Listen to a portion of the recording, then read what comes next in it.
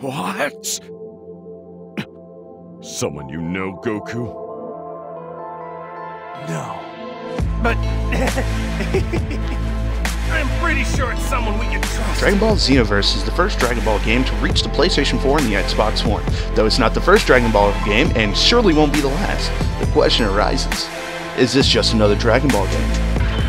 Xenoverse stays true to the original designs of Akira Toriyama, but with a cel-shaded enhancement, it fleshes out the characters. Now, these aren't the best graphics ever, but a definite step up compared to previous Dragon Ball games.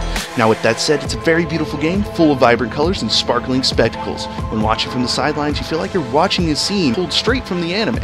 Key blasts, beam struggles, and overall fighting looks great, and what I find even more amazing is that your very own character blends in so well.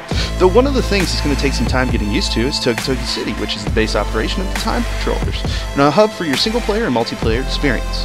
All shops will be located here, and all available game modes, both offline and online, will be here. Though a main drawback to this hub system is how mundane it is, running from shop to shop, parallel quests to story mode, and back to the shops again.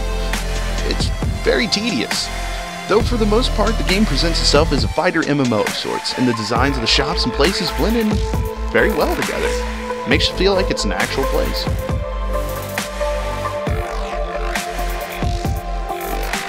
The way the game puts a spin on the typical Dragon Ball campaign makes the game extremely enjoyable.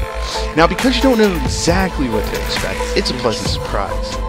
You're summoned by Trunks with the Dragon Balls to fix the abnormalities in space-time created by the duo Toa and Mira.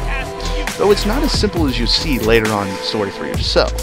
Though the story, for the most part, follows along the main path of the series, but for those who aren't familiar with the series will need a friend or somebody who's a bit more familiar with the universe to explain certain set pieces and their significance, because a lot of the story is based off of preconceived knowledge of the Dragon Ball timeline, and it doesn't really spend time explaining, which is an unfortunate setback because it leaves first-timers out in the cold.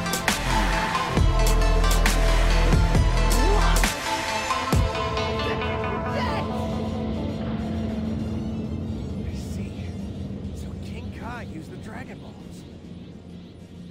Okay. The gameplay is both fun and rewarding, and one thing you'll find is that there's always something to do, from parallel quests to story quests to playing against your friends or playing with your friends. There's just a lot of stuff to do.